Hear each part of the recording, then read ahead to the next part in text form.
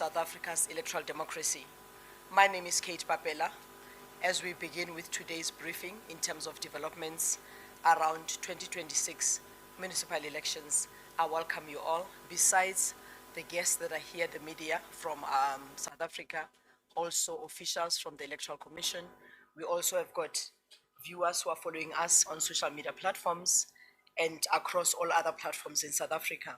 All of you welcome. After the Chief Electoral Officer has briefed the nation, we'll take questions, and just to ensure that we understand everything that has been said.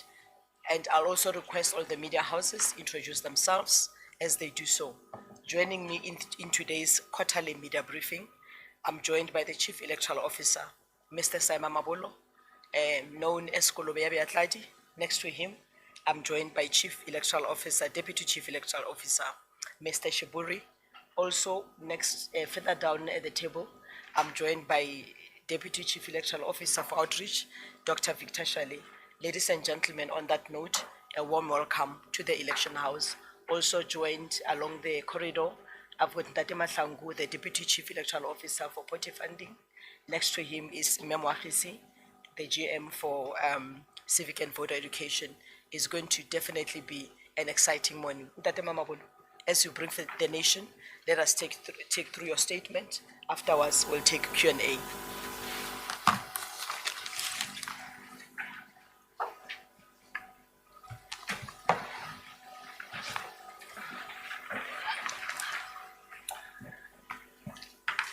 Good morning, and thank you, Kate. Our statement reads in the following manner. As South Africa's preparations for the general elections of municipal councils are advancing methodically and nearing key implementation milestones, we must first and foremost remind all South Africans eligible to vote to register where they ordinarily reside, and that once the election date has been announced, they must vote where they are registered. Importantly, the Electoral Commission hereby announces a voter registration weekend on 20 and 21st June 2026 to maximize registration opportunities closer to where voters reside. The intended outcome of the registration weekend is to facilitate access to franchise and broaden electoral participation. The timing of this registration weekend aligns with the current planning framework, namely, that the Commission must stand ready to administer elections whenever such elections are lawfully called. This alignment ensures procedural certainty, operational readiness, and full compliance with the legal framework. Following the completion of the processes of voter registration, we anticipate the proclamation of the election date by the Minister of Cooperative Governance and Traditional Affairs. Once the election date is proclaimed, eligible voters will have until midnight on that same day to register to vote. The proclamation of the election date will formally trigger the performance of activities that underpin the election timetable. Some of the key features of the election timetable include the following: the certification and publication of the voters' roll, inspection of the roll and the lodging of objections, if any, consideration and adjudication of such objections by the Commission, submission of candidates' nominations and the applicable cut-off times for those processes. The Commission's position is that an early announcement of an election date is critical to allow South Africans to decide where they will be on voting day, as this determines directly where they are required to register. For instance, a student studying in one province but ordinarily resident in another must know whether they will be on campus or at home when the country votes. That clarity ensures they register correctly and avoids unnecessary administrative complications closer to election date. Crucially, in local government elections, there is no legal facility to vote outside of the voting station of registration. This is a necessary requirement as it ensures that voters vote in a ward election that has a relationship with their place of ordinary residence. In other words, voters vote for ward councillors to represent the communities in which they live. Several important election precursor milestones have commenced and some have already been achieved. Chief among them is the ward delimitation process. In December 2025, the Municipal Demarcation Board finalized and handed over to the Commission a total of 4,305 wards. These wards represent 95% of all wards nationally. The wards that are yet to be finalized and handed over are in 4 municipalities in the province of KwaZulu-Natal. The affected municipalities, according to the Municipal Demarcation Board, are as follows: eThekwini Municipality, Mkambatini Municipality, Inkosi Langalibalele Municipality, and Alfred Duma Municipality. At the point of the December 2025 handover, there were 2 pending court matters between the Municipal Demarcation Board and some of the municipalities. The MDB now confirms that court proceedings have been concluded and the ward delimitation exercise has commenced in these 4 outstanding municipalities. Ward boundaries set the geography for political representation at the lowest level, whilst voting districts are electoral administrative units. Citizens register where they live, and these registrations are organized into the voters' roll segments per voting district. Once the Minister of COGTA determines the number of councillors for each municipality, the MDB uses the registered voters across voting districts to delimit wards and, when necessary, subdivide voting districts to maintain balanced voter population between wards.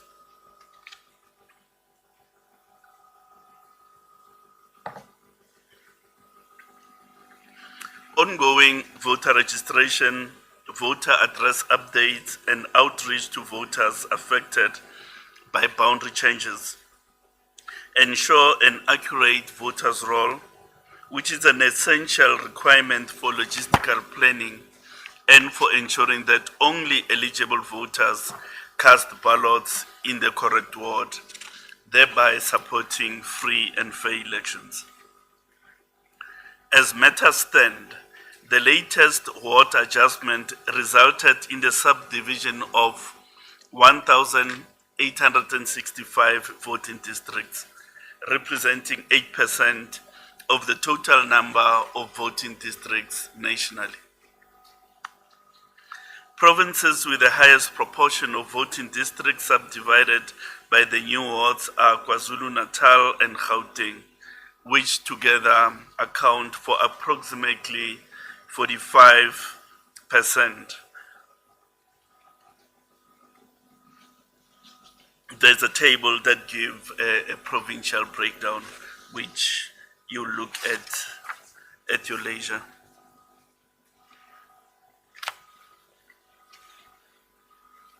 The combined effect of ward delimitation and population movement makes it necessary for the IEC to revise voting district boundaries and the voting station network ahead of each election. This revision often results in the disestablishment of some voting districts and the creation of new ones to ensure that these administrative entities remain accessible and aligned with updated ward boundaries and current population sizes. After internal updates to voter records, field workers will conduct door-to-door targeted communication and registration outreach to assist voters affected by these changes. Alongside targeted communication and registration campaign, the Commission encourages all voters to regularly check their registration details and, if necessary, to update their voter details using the online registration platform or at the voting station during the general registration weekend, which will happen in June on the 20th and the 21st. The Electoral Commission continues to observe a steady increase in the number of South Africans utilizing the online self-registration portal. More citizens are also taking advantage of outreach initiatives to register and update their details, which is reflective of a growing confidence in both our digital and in-person registration channels. The nationwide online voter registration campaign is also starting to bear fruit. Between November 2025 and March 2026, a total of 260,000 new registrations were recorded. Of this, 128,000 were voters, Of this, 128,000 voters registered through our voter management devices, whilst 132,000 registered via the online self-service portal. The steady increase in registration can also be attributed to the online registration campaign, which encouraged citizens to register, update, and verify their details remotely.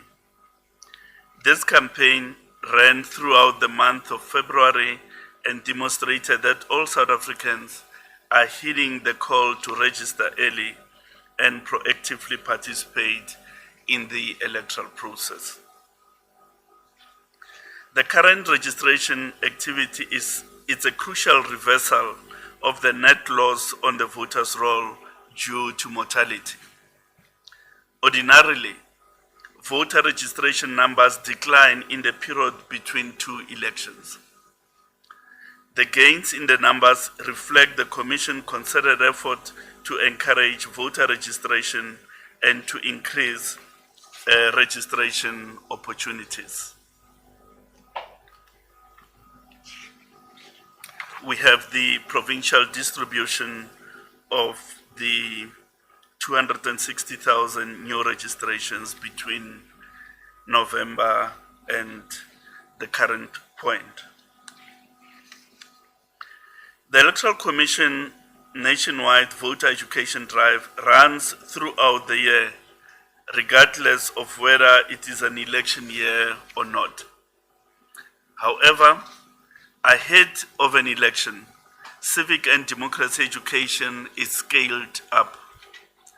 As at the end of February this year, 530 municipal outreach coordinators were appointed to further strengthen civic education at grassroots level in all municipalities. The reality is that in some communities, rather the reality is that some communities still prefer in-contact engagement for purposes of civic and democracy education. So municipal outreach coordinators serve as the Commission's frontline community interface, coordinating and facilitating voter education sessions, mobilizing communities to participate in electoral democracy. The Electoral Commission's nationwide voter education drive continues to gain momentum. As we reported in our media briefing last November, and since the commencement of the current financial year, we had reached more than 2.6 million people through over 18,000 community events held across all 9 provinces. Since that briefing in November, the Commission has expanded its footprint significantly, reaching an additional 830,000 people through 12,000 community engagements conducted between November and January this year. This brings the cumulative reach of the voter education program to over 3.4 million people nationally. This engagement remains strategically focused on encouraging and preparing first-time voters, promoting active participation and fostering responsible citizenship among young South Africans ahead of the forthcoming elections. The Commission has also scaled up its contact center to better assist persons requiring information on electoral processes, voter education, and related enquiries. From January this year to date, the contact center has delivered results across all customer touchpoints with significant growth in volumes matched by consistently high service standards. A total of 27,000 interactions were handled across all channels, reflecting a marked increase in voter engagement. This upward trend was driven by a 47% increase in voice interactions, 159 surge in live chat engagements, 49% rise in email correspondence, and 103% increase in Facebook and Instagram engagements.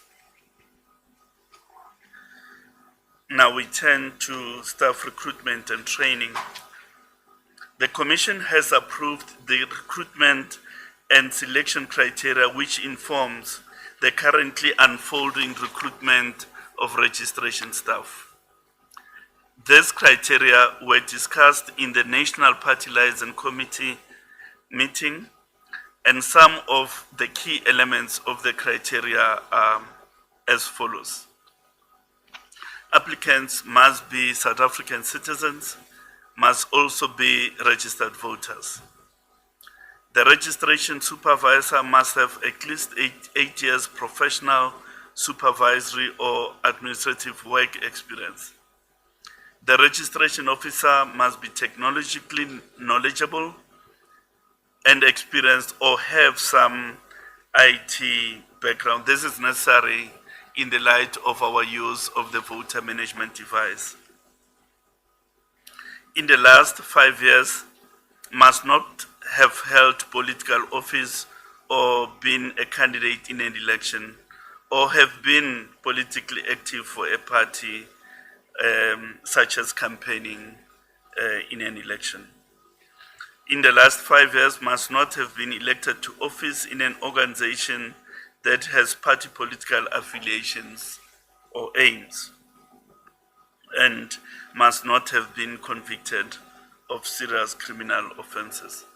Now, this selection and recruitment criteria also takes into account employment equity imperatives. 50% of all staff have to be women, and 2% have to be persons with disabilities, and about 10% has to be young people who are unemployed. Based on this criteria and in the interest of transparency and fairness, the Commission has advertised positions for registration staff to allow any qualifying person to apply for any position. As part of ensuring integrity in the appointed electoral staff, members of municipal political liaison committees will be presented with a list of designated presiding and deputy presiding officers so that they may evaluate same for compliance with the agreed recruitment and selection criteria. Members of municipal political liaison committees may object to the appointment of any designated individual officer who transgresses the criteria. So this is quite important that there's political oversight in the appointment of staff at the level of the municipal party liaison committees, who will be given the lists. They'll be given an opportunity to look at those lists and ensure that each person on the list fulfills or meets the agreed criteria. The Electoral Commission is also currently conducting an intensive training of trainers program at strengthening operational excellence at registration stations. Master trainers, in turn, capacitate registration staff across the country to operate effectively in high-pressure environments, to manage queues efficiently and uphold the highest standards of professional conduct as well as electoral etiquette. Trainers are being prepared to cascade consistent, standardized messaging and operational protocols nationwide, ensuring uniformity in service delivery in all registration stations. Now we turn to the role of the media. The Electoral Commission acknowledges and appreciates the vital role played by the media in electoral democracy and in the dissemination of credible information. The free flow of credible information about political parties, candidates, voting station operations, and electoral regulations is a prerequisite for free and fair elections. The Electoral Commission, working in partnership with the South African National Editors Forum and various community media stakeholders, has embarked on a month-long nationwide training program for journalists ahead of the forthcoming election. The purpose of the program is to equip journalists with a comprehensive understanding of the legislative framework, electoral processes, and the regulatory environment, thereby strengthening the possibility for accurate, ethical, and informed reporting throughout the election period.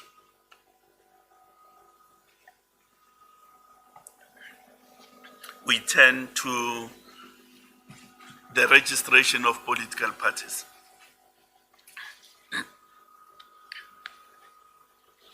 Currently, the total number of registered political parties is 805. 20 new parties were registered in the period between October 2025 and February 2026. Of this, 299 are registered on a national level, while the balance of 209 are either registered on a provincial, district, or metropolitan level.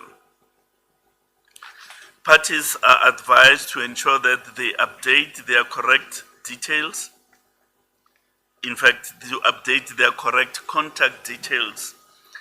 This is to ensure that the records of the Commission are current and thus able to facilitate communication where this may be necessary. The Electoral Commission has concluded a nationwide series of information workshops aimed at preparing all contestants, registered and unregistered political parties, as well as aspirant independent candidates. The purpose of this information workshop is to facilitate informed and meaningful participation in the upcoming local government elections. These workshops were conducted across all 9 provinces between 17th November and 10 December 2025. The topics covered were, amongst others, the road to the 2026-2027 local government elections, requirements for the registration of political parties, candidate nomination processes in respect of both independent candidates as well as political parties, seat calculation and political funding matters. The next iteration of information sessions is planned for May and June this year.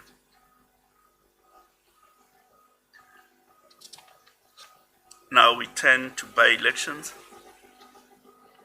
As stated earlier, the work of the Electoral Commission is continuous. In the quarter since we had our last media briefing, a total of 25 by-elections were conducted. These by-elections took place between November 2025 and February this year. And we have successfully delivered these by-elections, demonstrating our continued readiness and operational efficiency as we plan for the local government elections.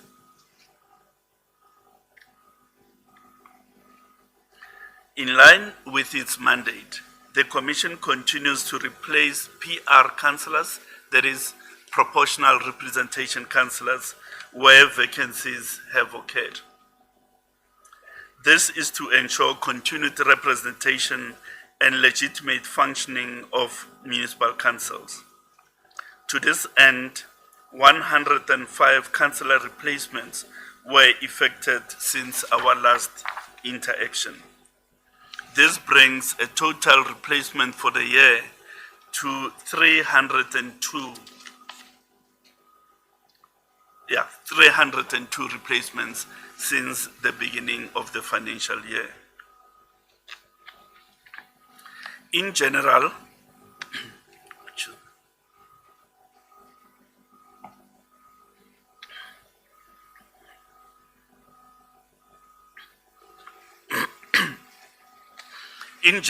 the law requires that the by-election be held within 90 days of the occurrence of a vacancy. However, the law further recognizes that holding by-elections too close to the next nationwide local government election could confuse voters and candidates, particularly where ward boundaries and voting districts may have changed. For this reason, Section 25(6) of the Municipal Structures Act provides that the provincial MEC for local government may not call a by-election if the next election of municipal councils must take place within 9 months of that vacancy. This situation also arises when the MEC, acting in consultation with the national minister, decides that the by-election should stand over until the general elections of municipal councils. So using the latest possible election date, which is 30 January 2027, the cutoff date for calling a by-election is 30 April 2026. This cutoff relates to when a vacancy occurs, not when a by-election is held, meaning some of the by-election may still take place after 30 April 2026. The rule does not apply to PR councillors whose vacancies may still be filled during the mentioned period. The Multi-Party Democracy Fund is the next topic. The Commission continues to appeal to individuals and corporate South Africa to seriously consider and make contributions to the fund to support and enhance a vibrant multi-party democracy. For the second quarter in a row, the Multi-Party Democracy Fund has not received any contributions from individuals and corporations. This absence of contributions to the fund does not necessarily indicate a structural flaw in either the law or the fund, but rather a likely combination of factors such as donor preferences for direct donations, current economic circumstances, fiscal constraints, as well as electoral timing dynamics.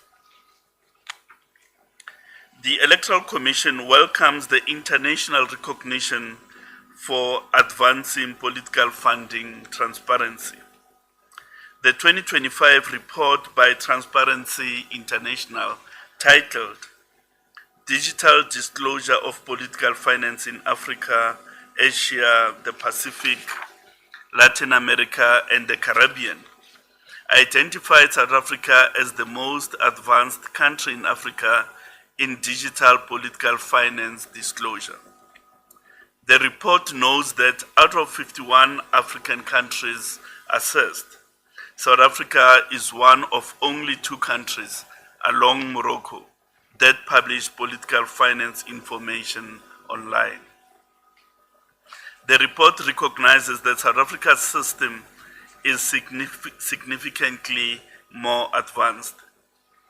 The report also places South Africa among a small group of countries globally where political finance data is accessible and downloadable, reflecting a high level of transparency.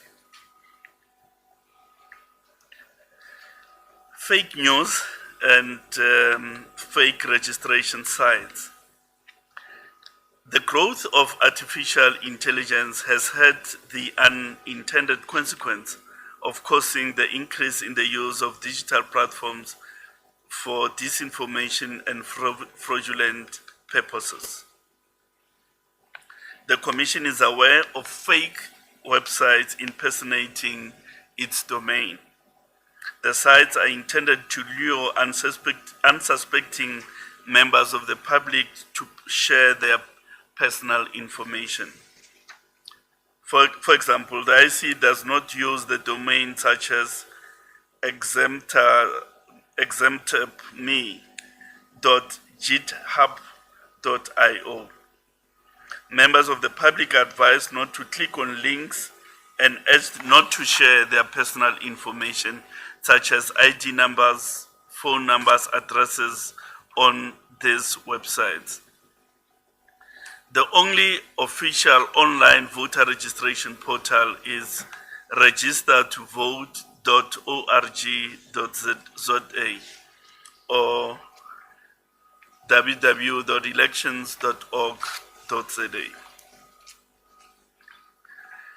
We've also become aware of false recruitment notices circulating on social media and messaging platforms. We can confirm that these notices are fraudulent and do not originate from the Commission. Members of the public are advised that the Commission does not use shortened or rebranded links for official recruitment. All legitimate vacancies are published exclusively on the Commission's website, which is www.elections.org.za. But more importantly, the Commission does not request payment at any stage of its recruitment processes. For verified information, please visit the official website, which is www.elections.org.za, or contact the Commission through its communication channels. The IEC's self-service online voter registration portal is available 24/7 If you are eligible to vote, take the first and most important step, which is to register and ensure your details are up to date on the voters' roll. We wish to thank you. Ladies and gentlemen, on that note, thank you so much, Ntate Mamabolo. I'm going to open the questions from the floor, questions of clarity. But as you do that, introduce yourself and the media house you represent so that the team from the IEC is able to assist you. Voter registration date is up and about. We are getting ready. Can I take the first 3 questions? I've got one hand this side. Any other hand? David, can you check from your side? Okay. And then that will be the second. Okay, so we've got 3 hands. We're going to call them in that order. I also have got questions online. Let's start this side. Am I audible? Okay. Dumelang everybody, it's Natasha Piri here from SABC News. Ndadesai, in regards to the 20th and the 21st, the first voter registration weekend, I think the last time I spoke to you had outlined certain mechanisms that the Commission had actually implemented to ensure that everything goes smoothly in terms of voter registration. Can you ensure South Africans that the voter registration weekend of the 20th and the 21st will go smoothly? And then in terms of the proclamation of the elections, I know that the minister has a final say. He'll announce when the elections are going to take place. But the last time we spoke to him in January, he had said, Shazi was even there, he had said that talks are at an advanced stage of announcing the elections. The only factors that seem to be a problem is the fact that around the November period, examinations, are a problem, and some people are in a festive season mood. Maybe from the Commission side, the talks, the consultations that the Commission has been having with the Minister of Kwakta. And finally, you mentioned an important issue on fake news. Just yesterday, I saw a poster about foreign nationals standing as independent candidates. Yes, the IEC has rebutted that to say it's not true. But what harm does this actually cause, the IEC in its work? Thank you. Can I take the second question?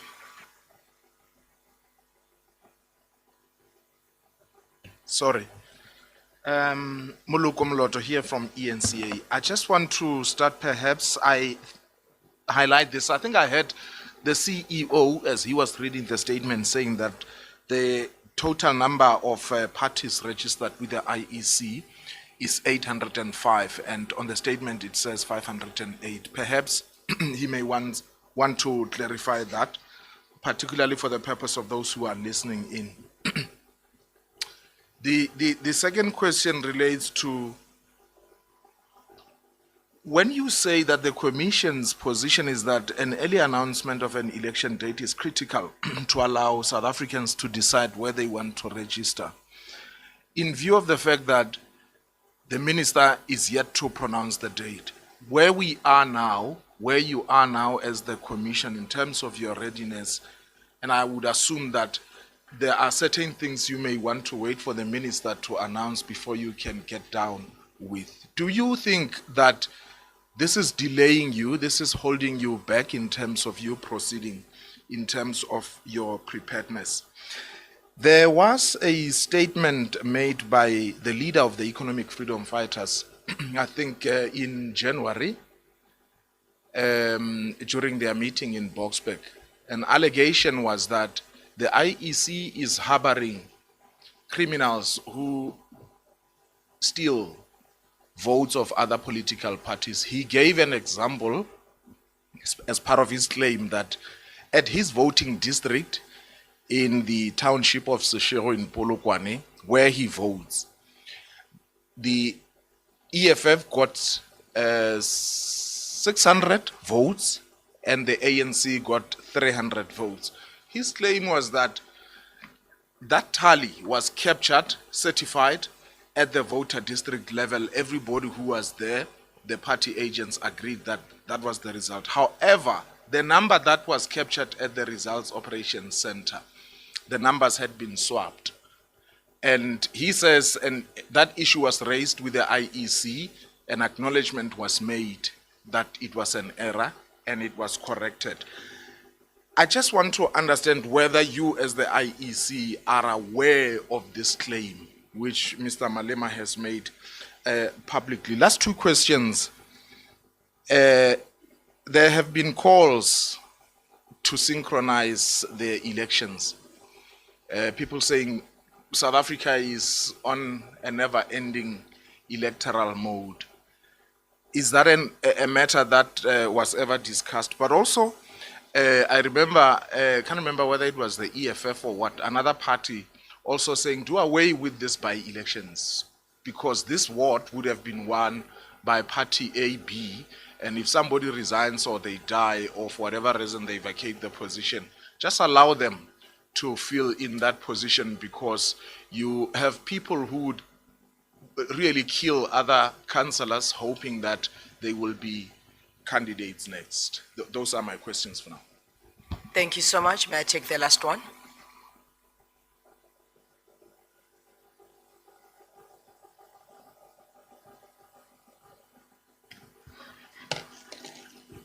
Afshin, Mandisa Nyati here from the Mail and Guardian. So I have three questions regarding the voter education campaigns. So despite these education campaigns, the voter apathy seems to increase every year. What is it that the IEC is going to do differently this year that it has not done during the last election? The second one is, following the national elections in 2024, we saw parties like your MK going to challenge the election results. What steps has the IEC taken to strengthen public confidence in the credibility and transparency of election results? And the last one is, with more than 500 parties registered, is the IEC concerned that there's going to be another adjustment of the ballot paper? Are we expecting another change in that? Yeah, thank you so much. Thank you so much. I'm going to allow the team from the IEC to respond to those questions. CEO, when you're ready.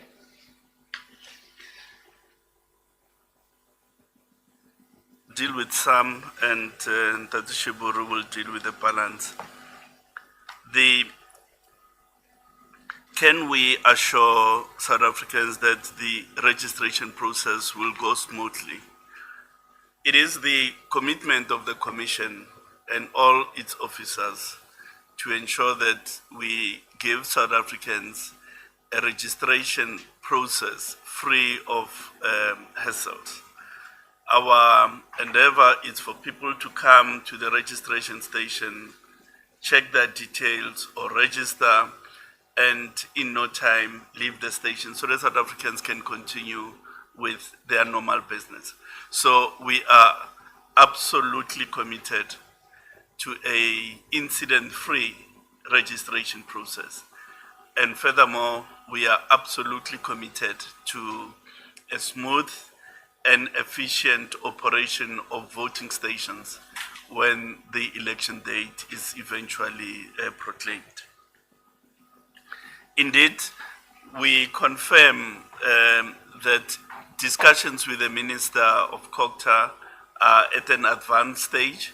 He has been in contact with the Commission throughout the process, and it is our hope that in the not too distant future, a date will be announced so that every stakeholder, political parties, independent candidates, voters in their different circumstances, those who are in universities, colleges, TVET colleges, they can know where to register and so on.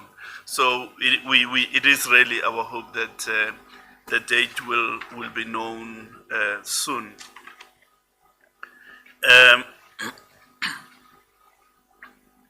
The issue around foreign nationals, the IEC verifies citizenship with the Department of Home Affairs. So when you register as a voter, before you are placed on the voter's roll, there's a verification process that is undertaken.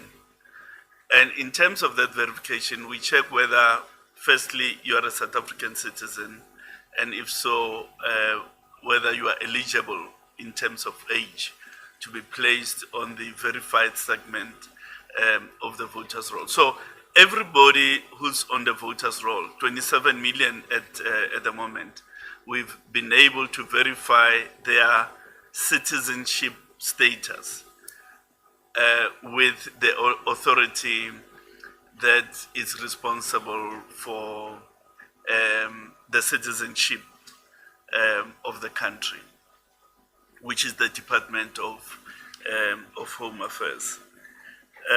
Then I'll deal with the one issue and yield to Ndate Shuburi. Ndate Moloto, pardon me, is actually 508 and not 805. You know, when your math is not good, it lives with you forever.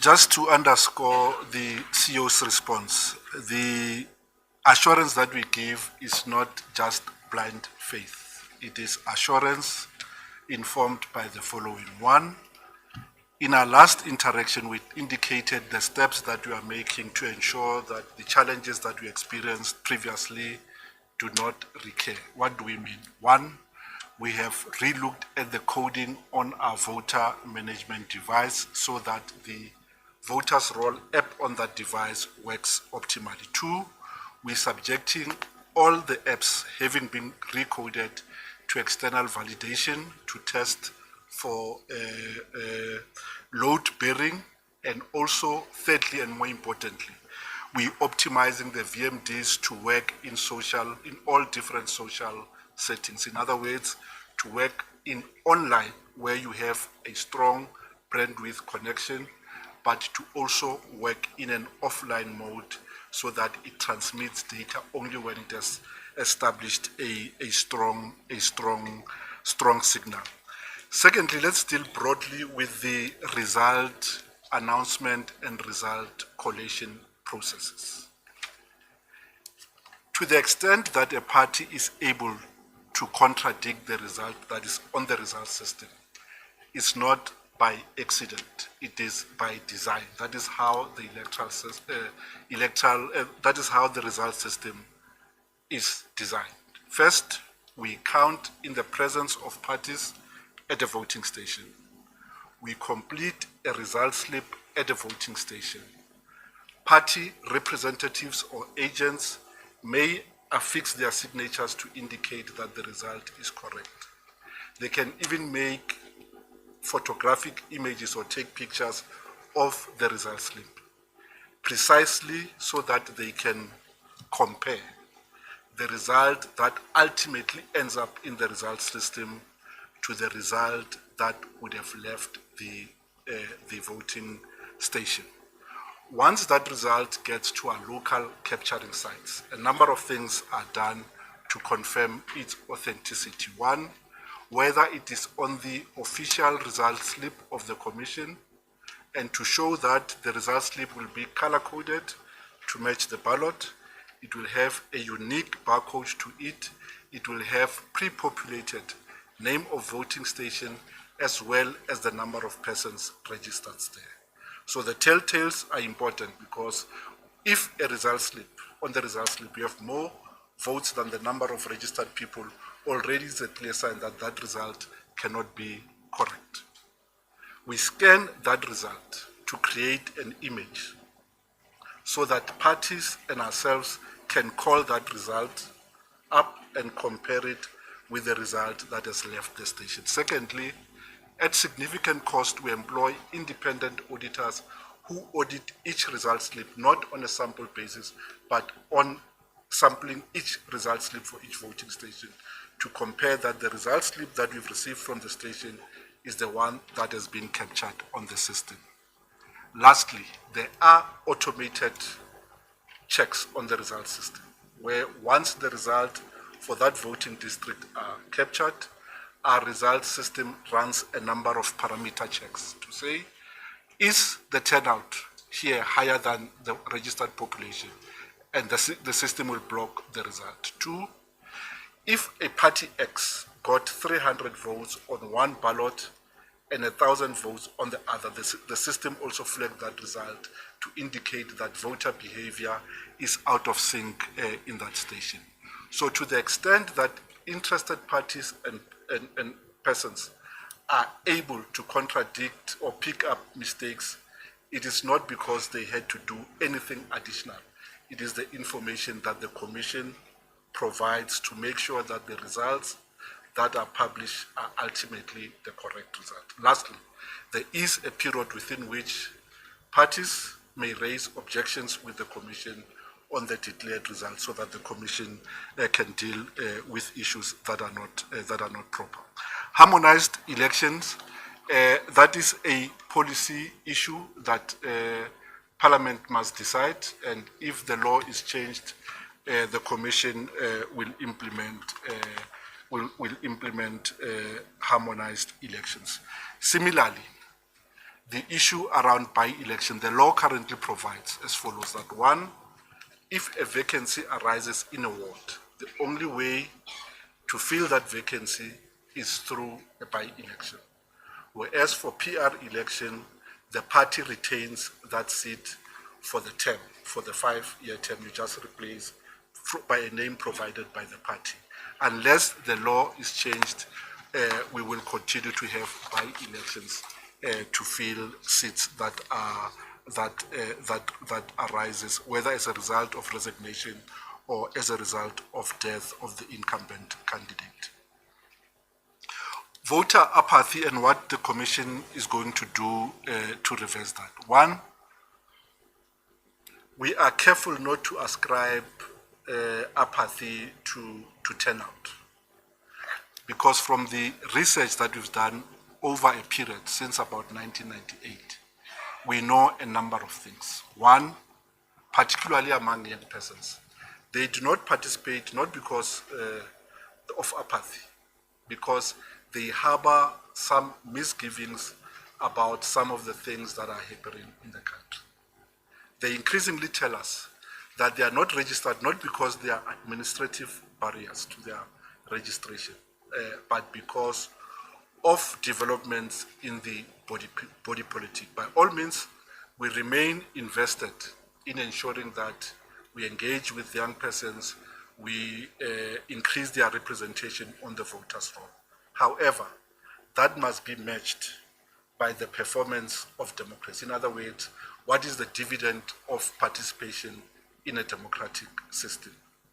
Until there's congruence between those two, the rate of participation will unfortunately continue to be on the decline.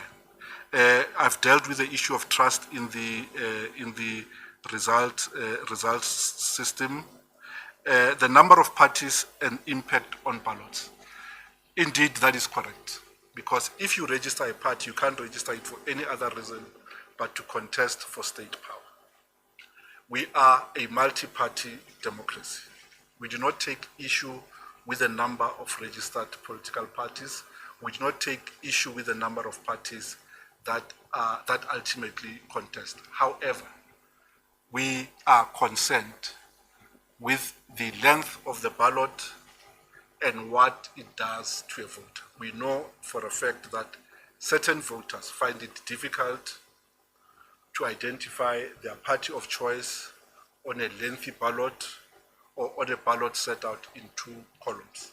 That may lead either to voters not making a mark at all or miscasting their ballot. Miscasting a ballot is that you intend to vote for Mama Bulo, you end up voting for somebody else, or making more marks than are required on that ballot, which renders that ballot a spoiled ballot. I've dealt with all the questions. Thanks, Kate. Whilst you're here, I'm going to read a question for you from a Daily Maverick from Victoria. Does the IEC currently have sufficient resources and funding to administer the elections to avoid problems seen in the past, such as operational and technical issues and staffing challenges? That's the first one from Victoria. And then there's a one from independent media, Khalisile.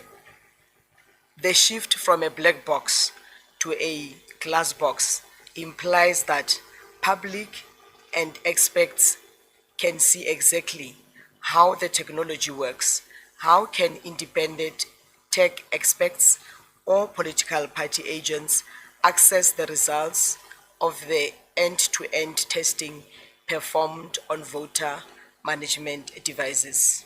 The second part of independent media question is, which strategies has the IEC identified to flag hyper local deep fakes before they go viral on community WhatsApp groups or social media?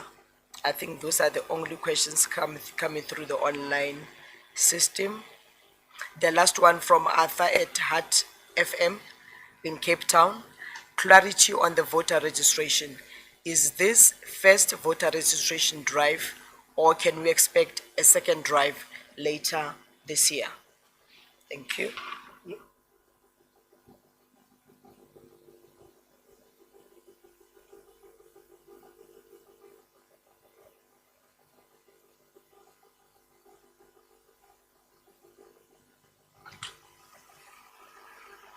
So far, the Treasury has always placed resources at our disposal to enable us to run elections. Can we do with more? Certainly the same way that health and education could do with more. So challenges can't be ascribed only to funding. I confirm we have funding to run a proper election. Staffing, we have indicated that the Commission has gone back to its long-standing recruitment criteria, not because it wants to exclude certain demographics, but to do the following. One, to ensure that a voting station is managed by a person with administrative acumen, a person who can withstand the rigors of managing an administration, a person who has managed people or processes. Because if you juniorize the management at the voting station, it shows in the quality of administration at that voting station. It shows also on the quality of the voters' roll. The majority of electoral staff will always be young and unemployed persons. The criteria applies only to the three key management roles at a voting station.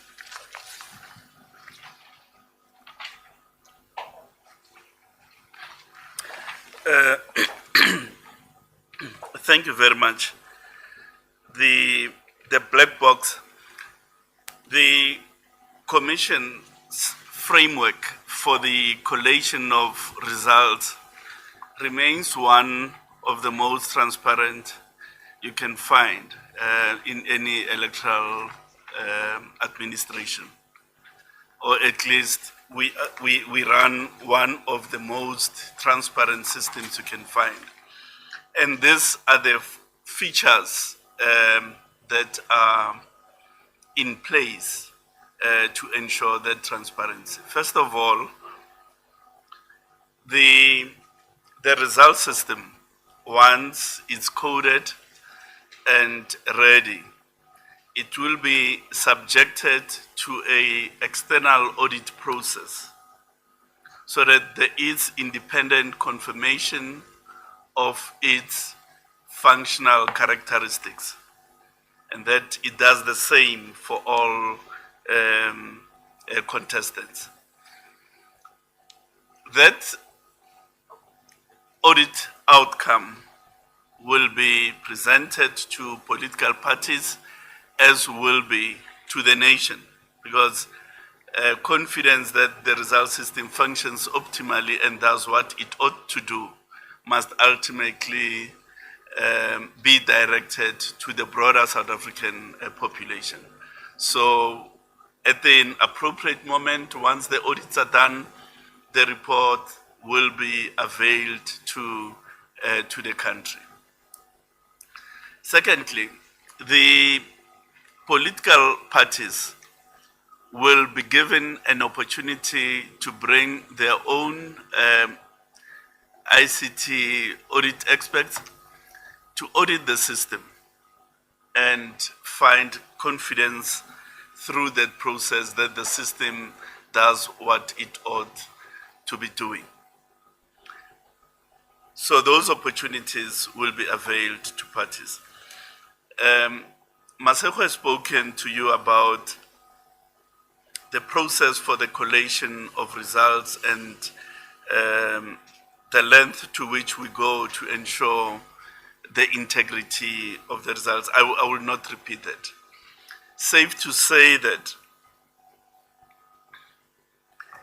we also run an API that transmits the raw results once audited to all political parties, not to political parties that have requested access to the API, as well as to some of the media houses who have requested same. That facility remains open, so that not only do political parties have access to the scanned image of the result, they also have the access to the raw results data as captured through an API interface.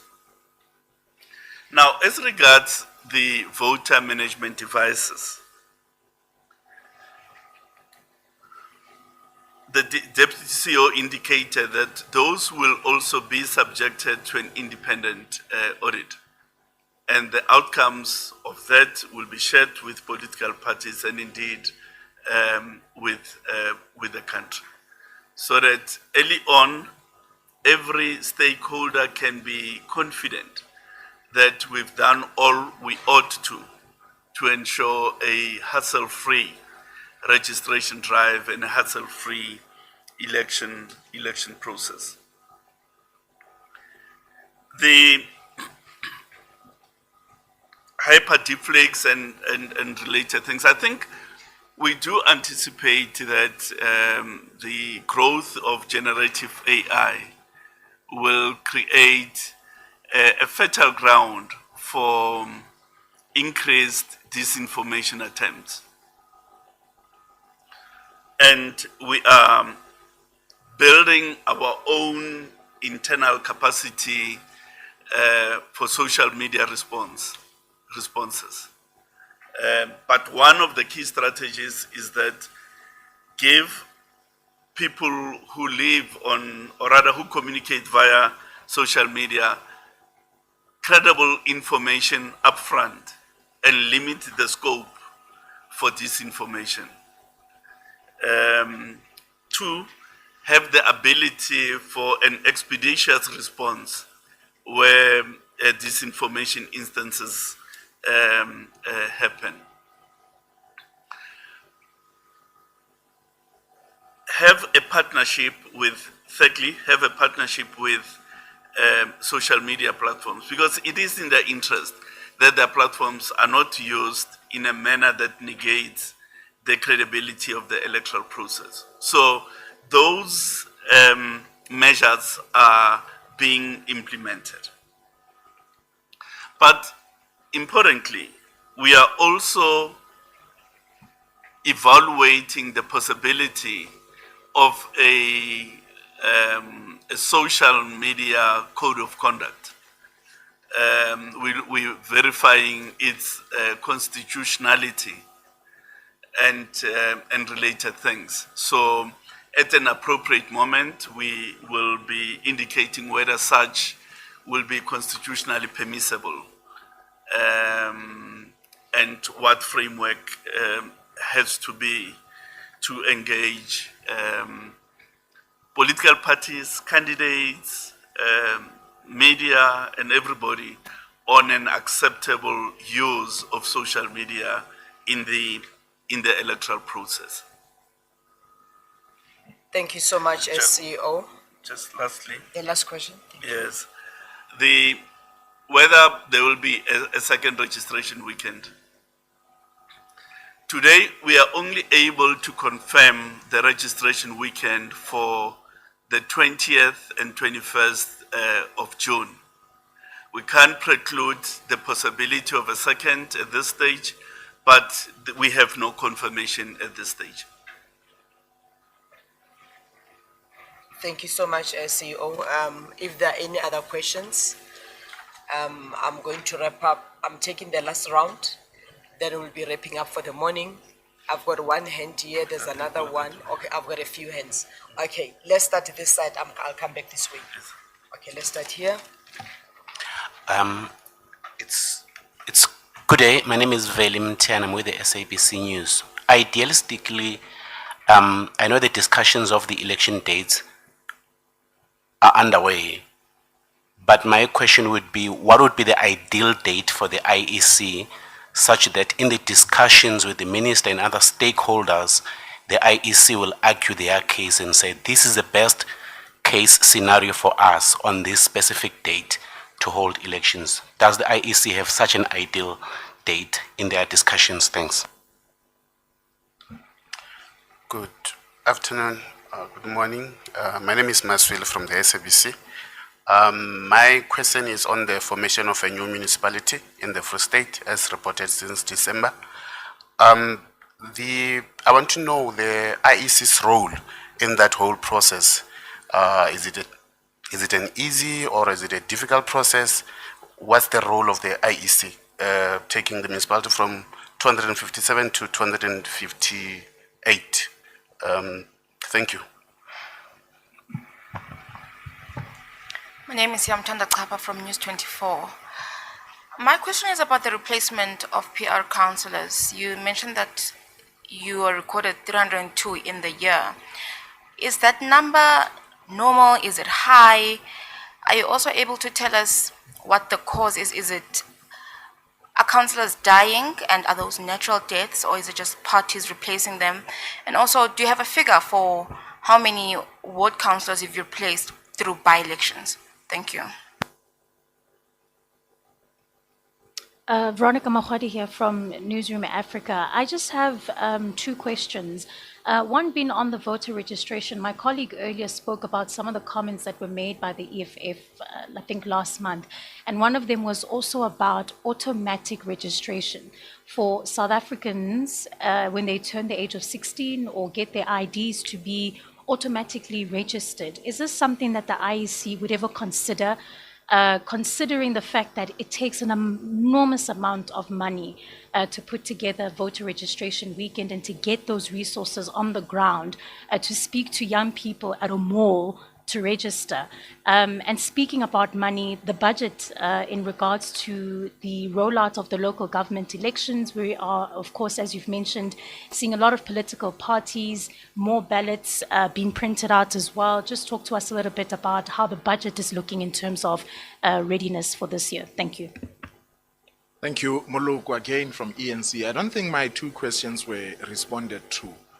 And I appreciate Mr. Shiburi for telling us about the process of tallying the votes at the voter district station.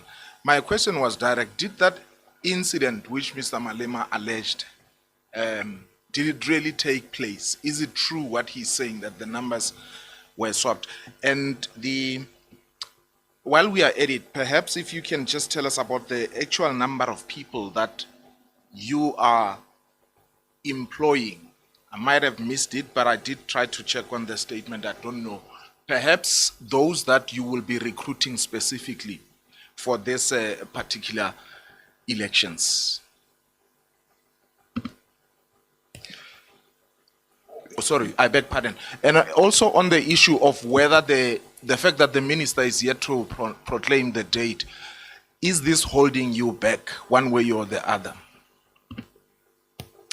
Thank you, Pito Molemane, Kaya News.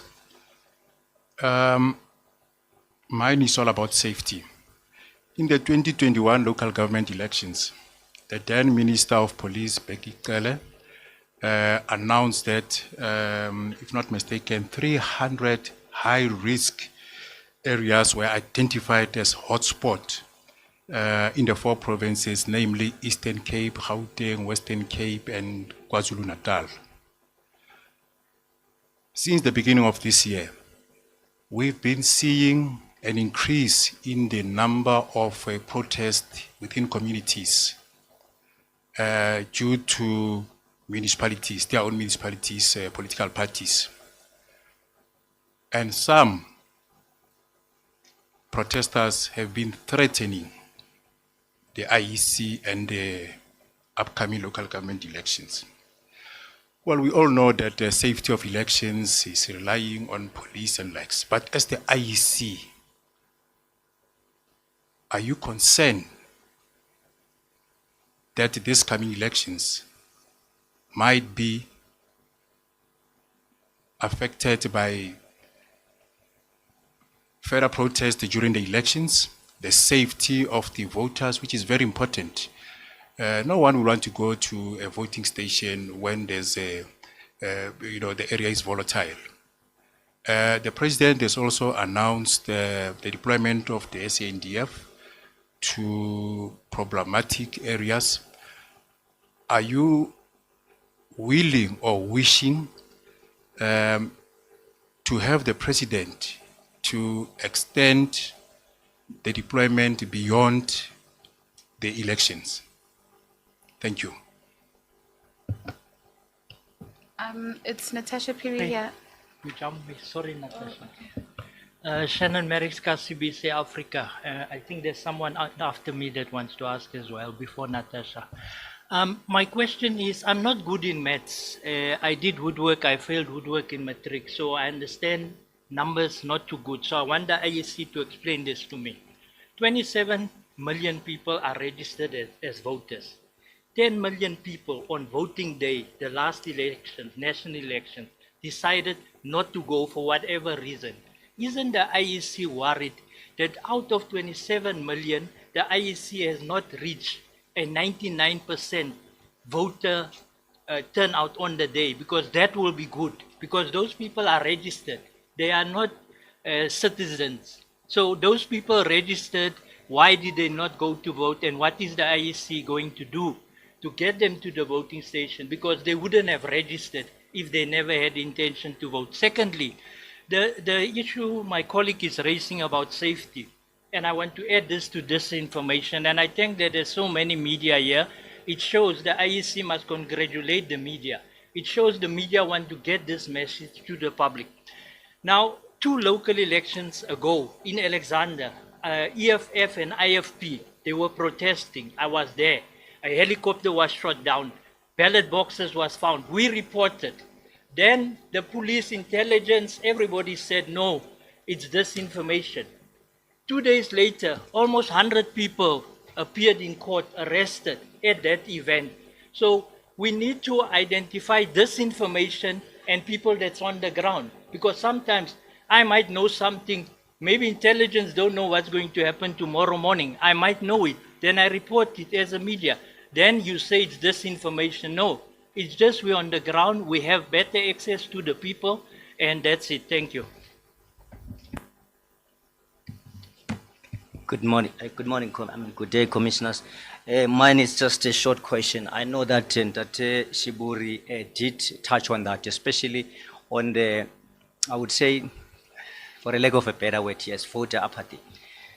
You said that people, especially young people, are not interested really in participating, not because of the lack of work done by the IEC to sort of maybe make it fashionable or enticing for them to participate in the electoral process, but it is because of the democratic system in South Africa.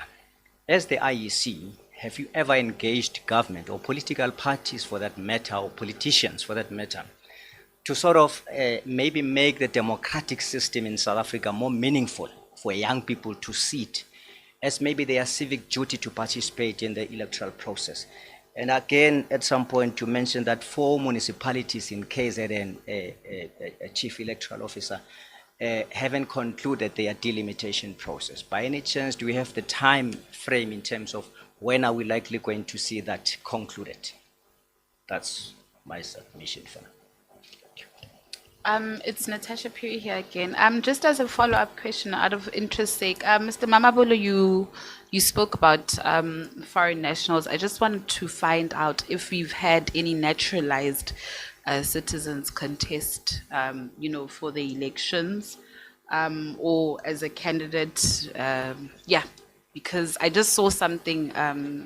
Apparently in 2021, there was somebody from the Eastern Cape, Ezbaleni, who contested as a candidate, but we are not aware, or we're not so sure if this person is naturalized or not. Thank you. Right. Jackie Shabangu from Level Set. Mine is just a concern concerning the issue of communication. I've learned I've observed rather that there's a lot of information that is being disseminated to public in the season of elections. And in a country where, in relative terms, a lot of people are unable to read for meaning and understanding, issues of language become a concern when disseminating the information. I know that in the past, the IEC would translate certain pamphlets and that they would disseminate to communities for purposes of civic education predominantly. But I just wanted to know as to how far is the IEC, or what is the IEC doing in making it easy for the less erudite to can understand the information that they are communicating to the public beyond English. You take the last one before IEC responds. Good day, it's Nkosinathi Shazi from Power FM News. Just 2 questions regarding the election date, and I want to play devil's advocate with this question. The COGTA Minister, Uvelenkosini Hlabisa, said to play a crucial role in the determination of an election date. At the end of the day, he does belong to a political party, the IFP, Nkatha Freedom Party. With him consulting and perhaps having a potential idea on the election date, does this not give his political party an unfair advantage just with regards to the planning purposes of the elections? And then just last questions, out of the 3 months, November, December, January, has the IEC flagged December as a potential high-risk month to host the elections? Of course, South Africans take their festive season very seriously. And there's also issues of holidays, back to school, and all those preparations. Thank you very much. Thank you. On that note, I'm going to allow the IEC team to respond before we wrap up. Thank you, CEO. Okay, thank you for the questions. The first cluster of questions relates again to the election date.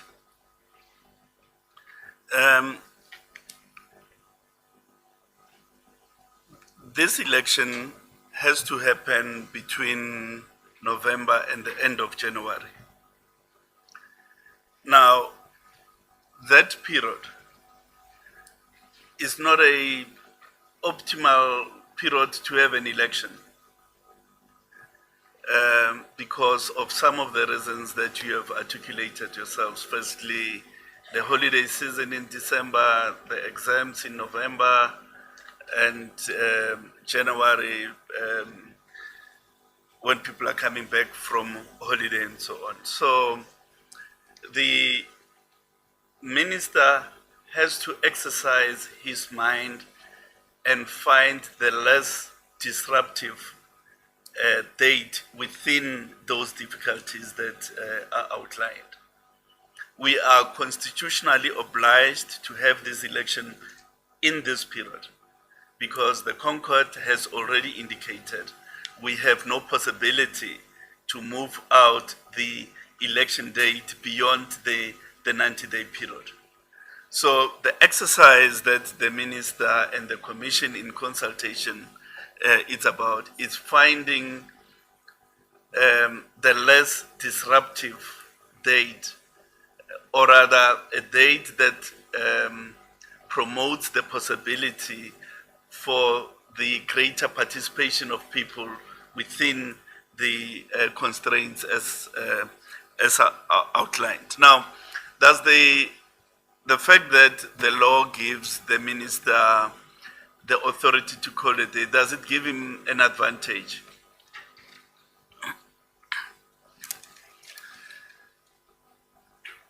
The minister exercises this authority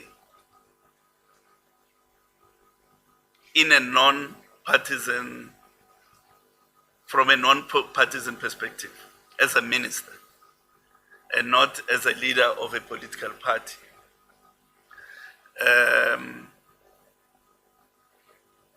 So he is entrusted with a national responsibility. And that national responsibility involves exercising his mind, taking into account all relevant factors, the schooling calendar, weather patterns, views of the commission, and so on and so on and so on. So he's got to exercise his mind, taking into account all relevant factors, and not so much from a party political perspective. The issue about naturalized citizens. Our law, as it stands, does not distinguish the franchise rights of citizens on a basis of whether you are a born South African or a citizen by way of naturalization. Once you are naturalized, you have the benefits of citizenship like all other South African citizens. So once you are naturalized, you have a right to be on the voters' roll and you have a right to be a candidate until there's a legislative intervention that debars naturalized citizens. Then they have the possibility to participate as voters as well as candidates.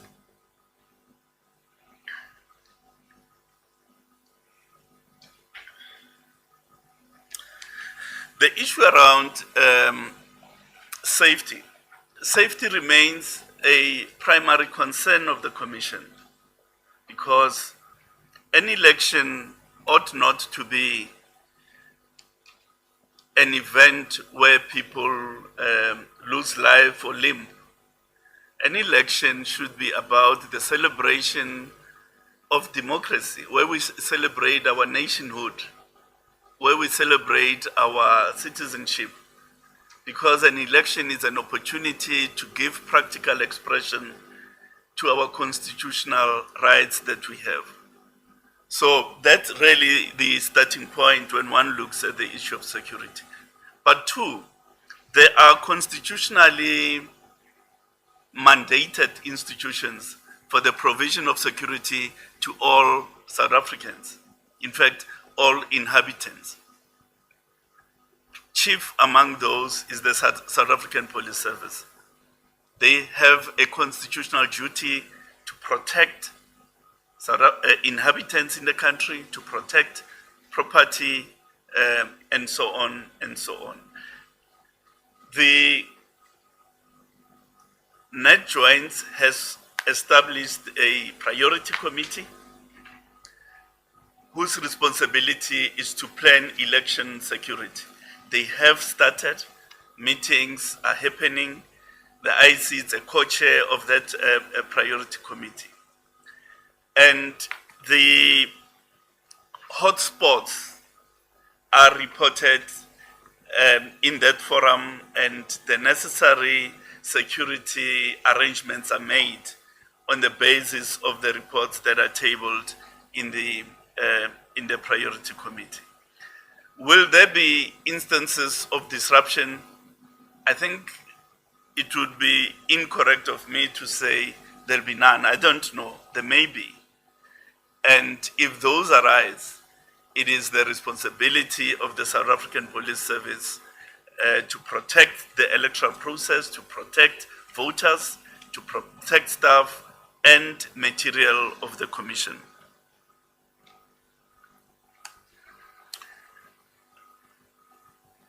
The automatic registration, it's a national policy question which requires legislative amendment. The EFF has made a proposal. It has to be piloted through Parliament for that national policy decision to be made. And the Commission will engage with those discussions once the necessary legislation is proposed in Parliament. In terms of budget, yes, as Mr. Shibur indicated, we have a fair budget to run the elections. If we exclude our administrative expenses, we're looking at a 2.6 billion budget to do the elections. So we really have been engaging hard with Treasury, and they've tried to meet us and enabled us to conduct a credible electoral process. Is that, maybe to go back to that issue, is the date holding us back? No, it's not holding us back, which is why we announced the registration weekend. We're not saying we can't do anything pending the announcement of the election date. The processes of the Commission, the electoral processes, are unfolding. What delimitation done by the 4 municipalities, we are revisiting all voting districts in conjunction with municipal party liaison committees. We are identifying suitable voting stations in that process. We are training the trainers, and there'll be a training rollout ahead of the election. We are doing a platform upgrade to ensure that our ICT platform is renewed and it has the new technologies for purposes of security and related things. So we are not held back by the fact that the election date has not been announced. What we are raising, though, is that it would be preferable were the date to be announced early, so as to allow students to decide where to register, and so on and so on, and to allow for all other electoral stakeholders, independent candidates, political parties to prepare themselves, and so on.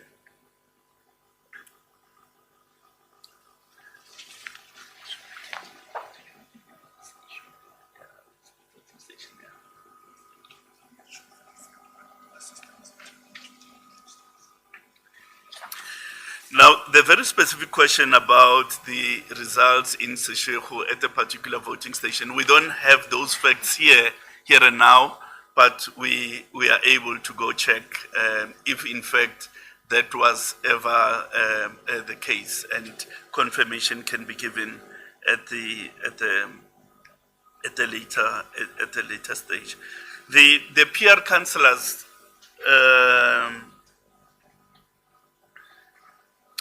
The 302, the reasons, 159 is resignations, 45 mortality, 98 expulsions in the party. Is it normal? It's not out of sync with previous trends. How many by-elections have we held? In the last since November, we did indicate in the statement that we had 25. We can give you the annualized figure hereafter.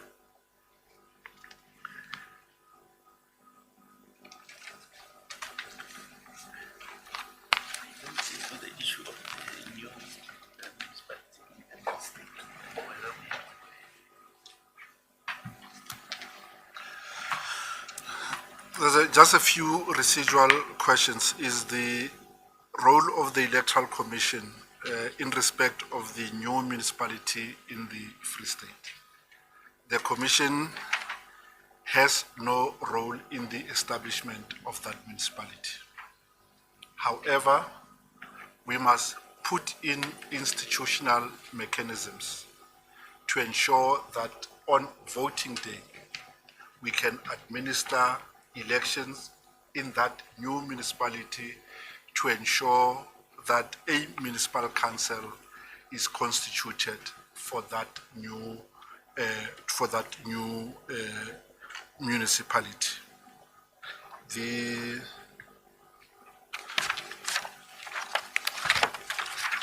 last question relates to apathy among young voters and what is it that we are doing about the 10 million registered voters who did not participate in the elections in 2024. We will imminently release the outcomes of research that will indicate the predominant reasons why people intend to vote or why people do not intend to vote. And armed with that, we can then sharpen our strategies based on data so that our decision making is data driven and not just a thumb sucking. So imminently we will release that research and we will know what it is that drives South Africans to participate and what it is that militates against their participation. The last question related to information dissemination and pamphlets in other languages. The observation is correct. We do not adopt a one-size-fits-all communication approach. From research over a prolonged period, TV and radio still remain the preferred methods for South Africans to consume information about election. While there's an increase in people who use social media, the level of trust of the information that they consume on that platform is very low. But you'll also accept that TV and radio are also the most expensive mediums of communication. So we must find and derive a mix. One, there's increasing digital use of digital platform. There's increasing animation of material that we place in the public domain to deal precisely with the issues of literacy and language. However, where we still use pamphlets, those pamphlets are translated into the predominant languages in provinces. We're using increasingly community-based media because of its ability to localize issues, to localize language, to localize content, and we can then have a interactive, rather than just us speaking, we can have interactive session where lines are open and we get responses from members of the public, and that way we can share information and build new knowledge. I think we've covered that. Ladies and gentlemen, on that note, let me thank you for coming through to the election house. Weekend of the 20th, which is a Saturday, Sunday, the 21st June 2026, is voter registration weekend. As we go back to our offices, we'll definitely ensure that you get the statement, you get all the information shared on this session. On that note, have a good afternoon. Sorry, We'll Ms. see Kate. each other again soon. Sorry, Ms. Kate. Moloko again. Do you have the total number of people that you will be employing? I think that question was outstanding. For the elections, on election day, there'll be about just over 200,000 people to be employed, and for the registration weekend, is 3 times 23,000 thereabout. Yeah, and we really want to thank you. You came in numbers, and thank you for that. And we really appreciate the role that you play to disseminate information. So congratulations to yourselves. But I think you forgot to congratulate us for what Transparency International is saying about our online declaration system for political finance. But on another occasion, you'll express it. Yeah, we didn't hear that. Ciao, ciao, guys. See you soon. Bye-bye.